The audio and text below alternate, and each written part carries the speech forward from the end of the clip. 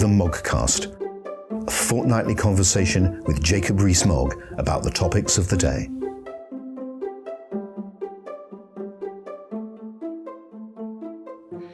Welcome to another, if much delayed, episode of The Moggcast.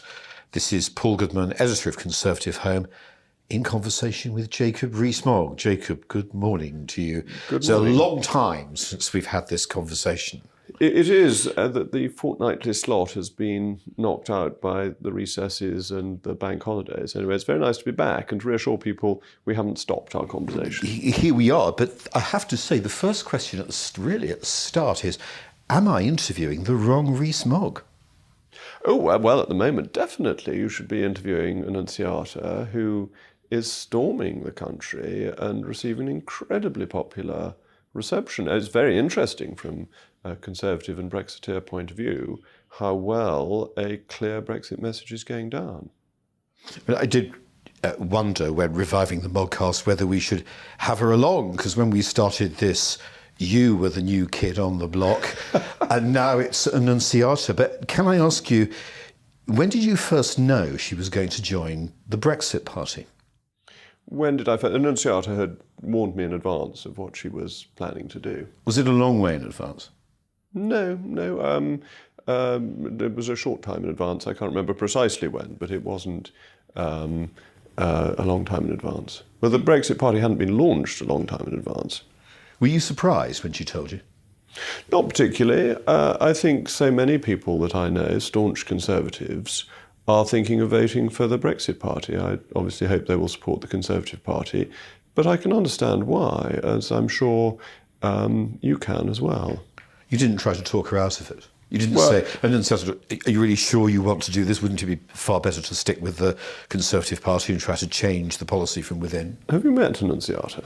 Yes. Yes, she's quite a fierce character. I wouldn't have stopped you asking her. I wouldn't dare try and change Annunziata or any of my sisters' mind once they've made up their mind. They know what they want to do. They're all three of them are very single-minded individuals. So you just accepted it as a fait accompli? Of course I did. That was Annunziata's decision, and I think the people of the East Midlands are enormously fortunate to have such a good candidate. Let's just step back from Annunziata for a moment and think about the Brexit Party more broadly. What's your reaction to it? What are your thoughts about it? Well, it shouldn't have been necessary. But the Brexit Party has come about because of Mrs May's failure. And the point of that, the most culpable point of that, is that the extension to the 31st of October was done purely on her say-so. It was not a parliamentary motion. It was a use of EU law to trump the Withdrawal Act. The statutory instrument to confirm the change of date is only going to be debated on Monday at 4:30. And so the Prime Minister used executive authority to stop us leaving the European Union. So is it any wonder that Brexiteers are cross? Do you blame them for voting for the Brexit Party? I never blame people for how they vote. If you can't win voters for your party, that's your fault, not the voters' fault. How do you try to persuade them not to, given you just set out a whole series of reasons why the government policy is unsatisfactory and why the Brexit Party, in effect, is a breath of fresh air? Well, because I think it's very difficult, if you want a long-term success of Brexit, to think that you can do it by splitting the Brexit vote. And that when we come to a general election, assuming there is still a Brexit Party and a Conservative Party, the most likely effect of that will be to allow non-Brexit parties to win the general election. So this is part of a process rather than an individual election, and that the risk is that if people abandon the Conservative Party in the European elections, they don't neatly come back in a general election. Just let me put a counter-argument for a moment. I mean, the Prime Minister promised over 100 times we would leave on March 29th. We didn't leave. She then said it would be unacceptable that we should delay leaving beyond June, I think. We're going to be in till October at least. She also said it would be unacceptable to have European elections, and we're going to have them. There's no absolute guarantee she's going to bring her withdrawal bill back, and there's an argument for saying the bill is completely flawed. Shouldn't, the argument would run, people vote for the Brexit Party to teach the Conservatives a lesson? If you vote for them under these circumstances, she'll think she can get away with anything.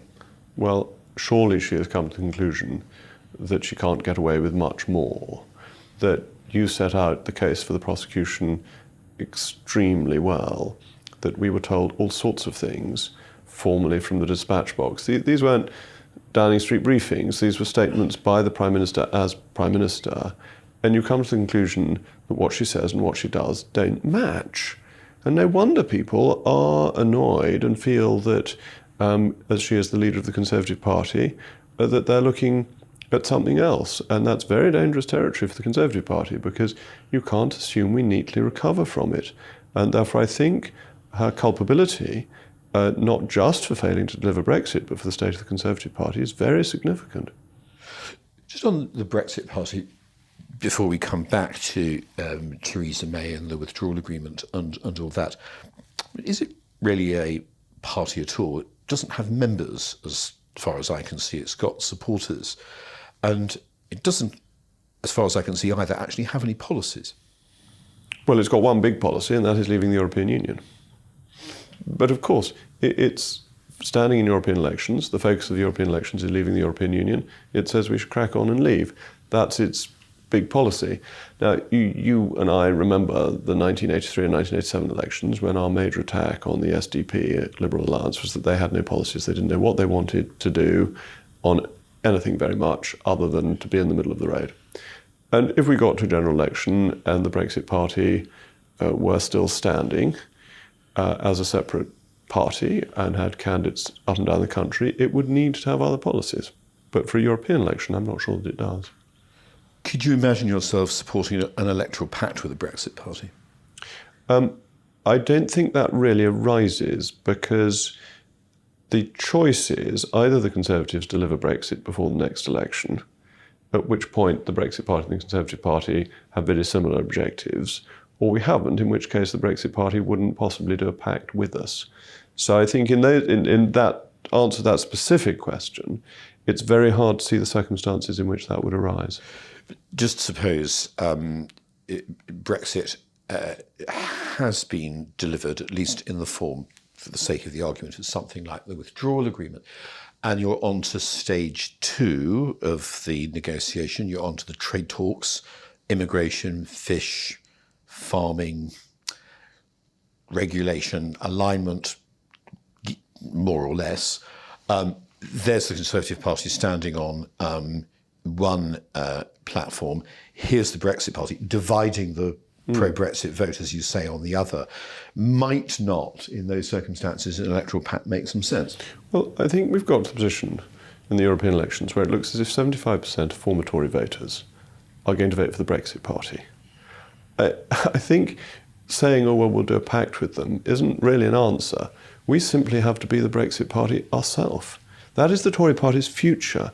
It's very interesting if you look at how people now determine their vote. I was discussing this with the very distinguished constitutional historian Vernon Bogdan recently, and he was saying that at the last election, class as a determinator of vote had gone. You might as well have tossed a coin as guessed on class, but Brexit Remain had become the determinator of how people vote.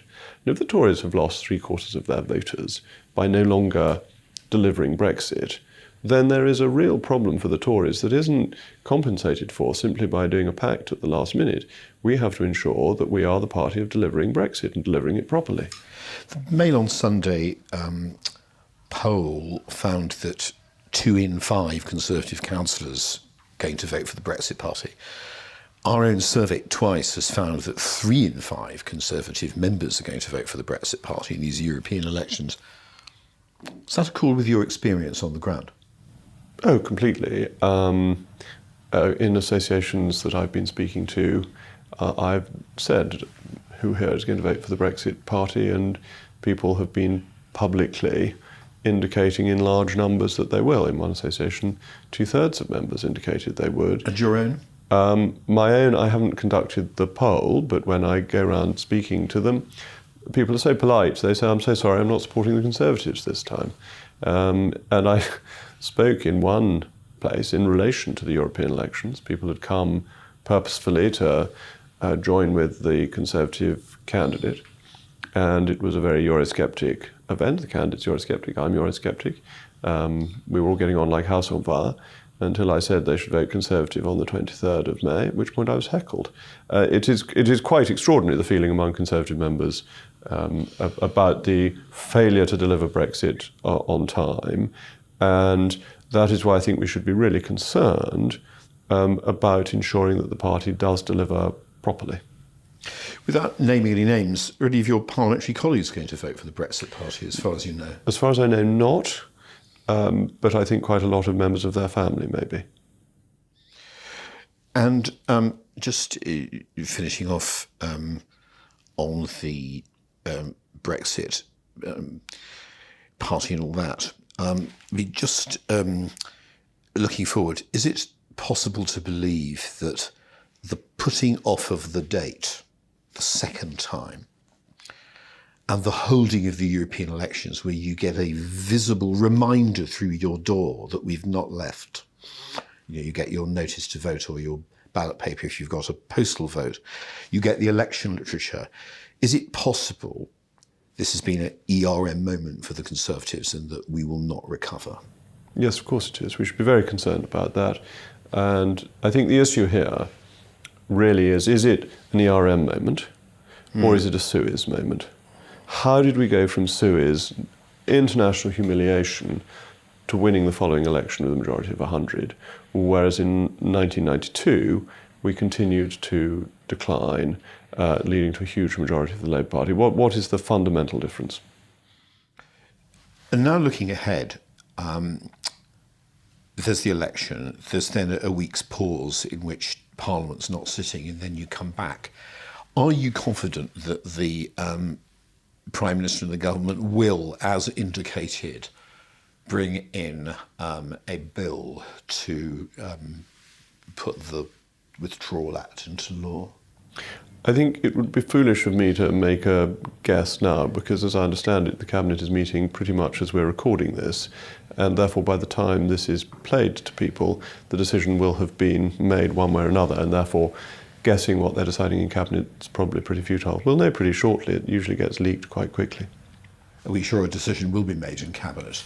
Well, you can never be. After all, various decisions the Prime Minister's taken, including apparently, we read, the decision to open the formal talks with Corbyn were not agreed in Cabinet. It's at least one version of it. Well, I thought you were going to go further and say, is this government capable of making any decisions at the moment? And look at what we're discussing in Parliament. Or not discussing. I could say, is one sure any decision that's made this week will necessarily a decision that holds next week. So we come back to the question of whether or not it is likely that this withdrawal agreement bill will be introduced on, say, and here's a date that's been put around, Friday, June the 5th. Friday, June the 5th? That seems a peculiar day on which to introduce... So it won't be the 5th. The by-election is the 6th, which is the Thursday. Thursday, so it'll be the 7th, so the day after. It'll be the day after. Sorry, I didn't think that Friday was the 5th.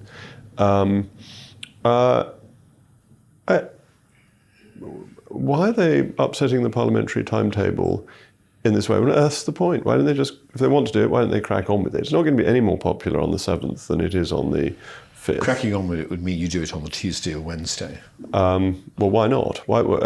If that's what they want to do. But who knows what they want to do? We've not seen the bill, have we? We haven't seen the bill. But it's not just Brexit. This government isn't doing anything. We were discussing wild animals in circuses a couple of weeks ago, and there are 19 of them, or 18 of them, because one died.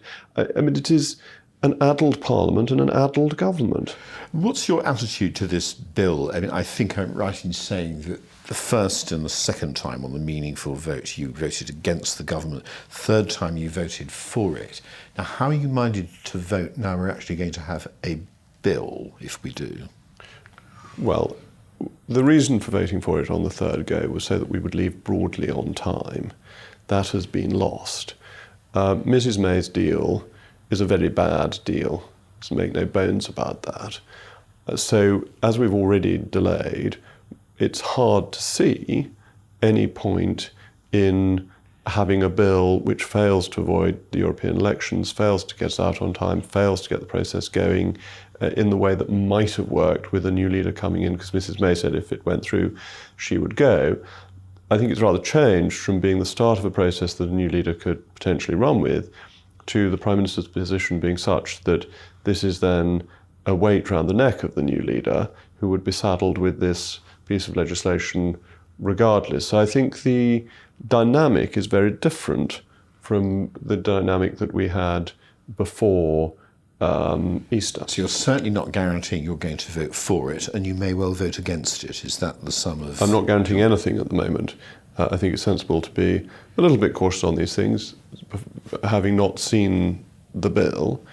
Unlike the Prime Minister, I quite like to make sure that what I do and what I say match. That doesn't always happen, and I did let down the DUP, of which I'm very conscious in the last vote. So one can't always do that. Sometimes events overtake one's best intentions, but I think it's sensible to be cautious. Does having let down the DUP, as you've just put it, does that weigh heavily on you? Well, of course it does, because I said I wouldn't and then I did. But that's not a good way to behave. I don't like behaving badly. What persuaded you to do that? Because I thought that with the Prime Minister going, that the backstop was not as an insuperable a difficulty as it was said to be, and that we could pull out of it in international law in reasonably short order if we had a leader with any backbone. Is that not also true as one goes into considering the bill? It's much more difficult when it's in legislation. And there are, of course, other considerations with the bill, are there not, such as the possibility that customs union membership could be tacked onto it? And the issue of the superiority of EU law, that is potentially the greatest concern. How is that put into statute? And that might always have been a difficulty for me, even on supporting Meaningful Vote 3. The method of putting the continued relationship into UK law and potential superiority of the agreement with the EU over normal law is something that people like Bill Cash and I would never have been comfortable with. So we'll have to see what the details say. Though, I mean, sorry to go back over the past, but if that was evident in relation to a bill, it arguably might have meant one would have balked at Meaningful Vote 3. Well, the bill wasn't published at that time, so one can't be sure of how it would have been phrased. And of course, we haven't seen the bill, which is why you're reserving your position. But it doesn't sound to me as though whatever movement there may be in the parliamentary party at the moment is particularly helpful to the Prime Minister. I mean, David Davis apparently saying he's going to vote against the bill, second reading, may be a straw in the wind. And here are you, who voted for the Meaningful Vote third time round, saying you're not at all sure you're going to vote for the second reading of this bill. The movement amongst MPs I have been talking to who voted for Meaningful Votes 2 and 3 is away from supporting the bill.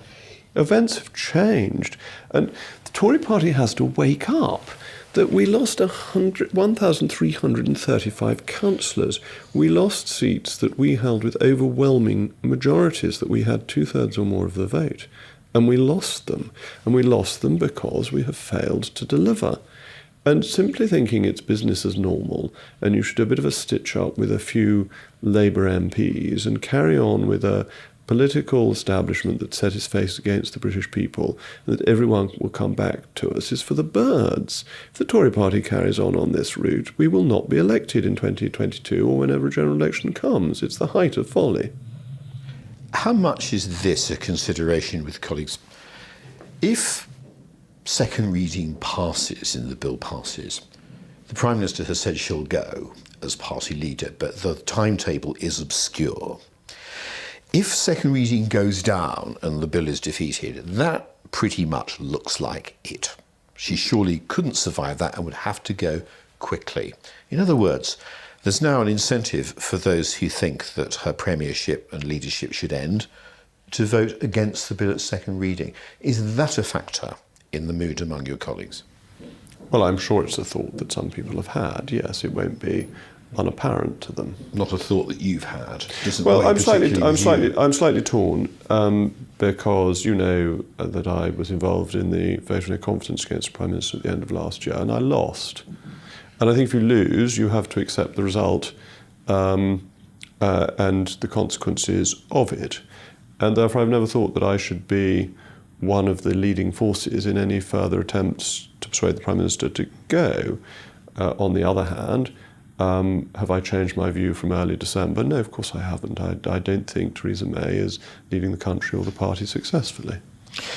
Do you think she is definitely going? I mean, let me put a scenario to you. The bill, in fact, passes and becomes an act. The Prime Minister says, well, of course I've promised to go, but not quite yet. And I'm going to have a reshuffle. So then there's a reshuffle and all sorts of new and exciting people are brought into the cabinet and there's a bit of a stir about that. The Commons then goes off for its summer recess, comes back, it's party conference. She has quite a good conference. Her advisors say to her, well, Prime Minister, the advisors never ever want the Prime Minister to go because they're going to lose all their jobs. And they say, Prime Minister, you know, you really could hang on. This challenge in December, it may never happen now. The mood has changed.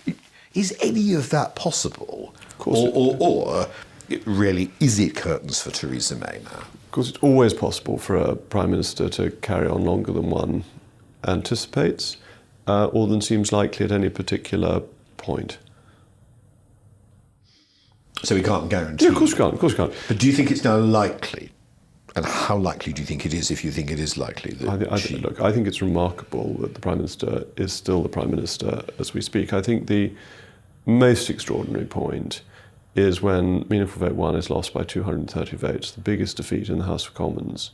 No Prime Minister previously had stayed in office after such a big defeat, or anything like such a big defeat in the House of Commons, because the basic constitutional principle is that the Prime Minister has to command the confidence of the House of Commons. And if you lose on your major piece of legislation by 230, it is hard to argue that you command the confidence of the House of Commons. And that's why we're discussing wild animals in circuses, because there's no ability to get anything else through either.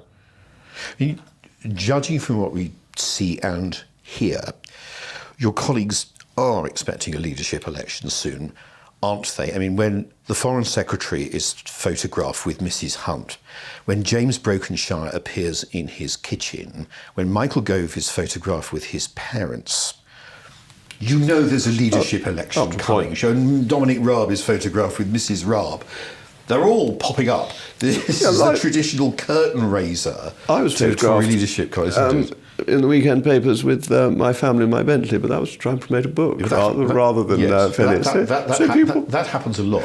People do things for other reasons than leadership. You don't see James Brokenshire's kitchen as often as we see your Bentley. No, my kitchen was once shown actually but I did an interview with a wonderful Kay Burley, of whom I'm a huge admirer. And I was out, and when I got home, it was all set up to be in the kitchen, which was a bit of a surprise. And it was fascinating. People priced every item, sort of the toaster and the microwave. They said, "Oh, that cost how much it would have cost from wherever it came from." It's fascinating, people's detail. But sorry, I'm going from the point. But you're absolutely right that people are behaving as if there is an imminent leadership campaign, and the rank of people going on the Today programme has suddenly gone up, with cabinet ministers all going on for the 8-10 slot if they can get it. You are supporting Boris Johnson, are you not? I am supporting Boris Johnson, so yes. We can take you out of the leadership survey, well, sadly. Not sadly, no, it's long overdue. When we had a very nice lunch in Canterbury, I said to you that I didn't think it was necessary to put me in, and I think that was right. But I'm very grateful to all the people who have voted for me over the last year or so. It's very flattering, but it was never realistic. And from where we are, I think Boris Johnson is the only answer. That it's a very good piece by Trevor Kavanagh in The Sun today, explaining how Boris has a really good chance of making it work, and that you need something different.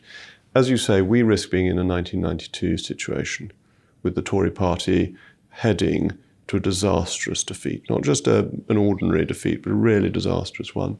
And that needs somebody exceptional.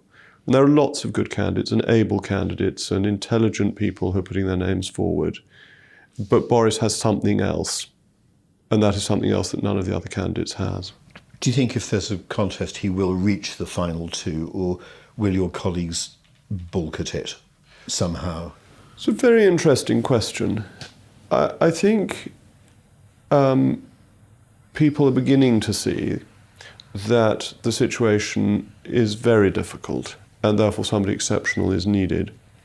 And that is making people more sympathetic to Boris than they were before. But there is certainly a Stop Boris element, an ABB element, and it will be important to see how successful they are. I think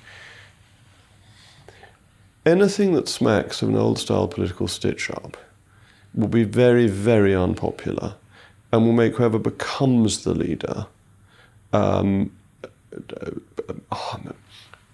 hampered from day one. That if somebody, Mr. or Mrs. Jones, got into the final round against Boris and won in the final round, then I think people would say, well, look, that was fine. That's democracy in action. I think if there's a stitch-up, that would be exactly the old type of politics that people have just rejected. Are there too many candidates? Well, I think so, yes. And one of the reasons I always knew that I would not stand was because I would never have got through the parliamentary round, and therefore what on earth was the point of splitting the Eurosceptic vote in the early stages as essentially a vanity exercise. I also think Boris is more suitable to do it than I would be. So it's not just the practicality, it's also a positive support for Boris. And I would encourage candidates to think, do they really have a realistic chance? And if they don't, wouldn't it be better and more dignified to sit on their hands and to support somebody who does have a realistic chance? Why is it happening? I mean, why is it that we have 20 people in our survey and you can't simply blame Conservative Home for making mischief because other people give tallies of 15 or 17? I've never blamed these are I'm not saying you would. I've never blamed Conservative Home for anything like that. These are very considerable numbers, and the last leadership contest saw what, 4 or 5 people. What is it? I mean, some people would say, and I'm certainly rather minded to think this myself for what it's worth, that when you have strong monarchs, they keep the barons under control, and that what's happening at the moment is it's like looking at a medieval kingdom where there's a weak monarch and the barons are running around almost completely out of control, raiding each other's cattle and making grabs at each other's land. It's not a good sign for the whole body politic. Okay, I wonder, or whether it's simply the run-up's been so long. As you see, the run-up to taking over from David Cameron was very, very short, and therefore only established people could throw their hat into the ring because there hadn't been any discussion about it. Whereas now we've been having a run-up to this pretty much since the last general election result, thinking who was going to take over from Mrs. May. It seemed highly unlikely that she would fight a second general election campaign. And so that's meant names have come into the public's consciousness, have been discussed. I also think that fewer people will put their names forward than are currently gossiped about. Will the ERG hold up over what's to come? I mean, after all, if we look back at the history of the last 9 months or so, you did have a leadership election push that didn't work. You then had one that did work, where over 100 of the colleagues voted against the Prime Minister, but she did win. And then finally, when you get to the third meaningful vote, the ERG splits. I mean, you go one way, other people who are associated with its leadership, like Mark Francois and Steve Baker, go the other. And, one now reads of the Spartans. The Spartans are the new kids on the block, if that's not a horrible mixed metaphor. And parts of the ERG appear to have been absorbed into the mainstream. Well, let's wait and see, really, as to what happens in the vote on the bill and what the numbers are then. I think the ERG has always been a flexible term, that there have been people who are associated with it who are not formally members of it. There have been a range of views within it. But that doesn't mean there's any division in the central aim, which is to leave the European Union cleanly and to win the next election, one of which follows from the other. Now, if you weren't busy enough already, you've written a book. Oh, yes, I you have. not? Yes, I have. And thank you for the kind review on Conservative Fame. I have to say, if it was a kind review, it appears to be just about the only kind Oh, review, yes. Everyone else kind thinks review it's dreadful. had. Yes, I mean, yes. A.N. Wilson apparently has described it as staggeringly silly. Dominic Sandbrook said, if I can read my own writing, it's bad, boring, and mind-bogglingly banal. So you've not had much luck with the reviewers. Into which life a little rain must fall. This is what critics do. They criticise. They wouldn't be doing their job or earning their crust if they didn't. Why did you write the book? Why did I write the book? It's a very interesting question. I think that history is made by exciting individuals. It's not made by great collective activity. It's made by people who do things. And the Victorians were extremely good at that. And I think we need more of that in the modern age. It's the 200th anniversary of Queen Victoria's birth. I've always had an interest in Queen Victoria, not least because I share a birthday with her. So her 200th anniversary and my 50th coincide. We're going to put up a link to the chapter about Disraeli, of whom you say what, broadly speaking, in the book? Of whom I say Disraeli is desperately underrated at the moment. I think in the Disraeli-Gladstone balance, Disraeli has gone down and Gladstone has gone up. And in stock market terms, I would short Gladstone and buy Disraeli. That Robert Blake's brilliant biography of Disraeli is highly critical. And when I started the book, I thought that I too would be more pro-Gladstone and less pro-Disraeli. But actually, Disraeli is very, very brilliant and achieves an enormous amount, and interestingly achieves a lot of what he says he wants to do in his novels. And so there's a clear path for Disraeli, which everyone always thinks he's an opportunist. And Bill Cash pointed out to me what Bright had said about him. And Bright had a conversation with Disraeli, and Disraeli had basically said, look, I know what I want to achieve, but to achieve it I've got to get there.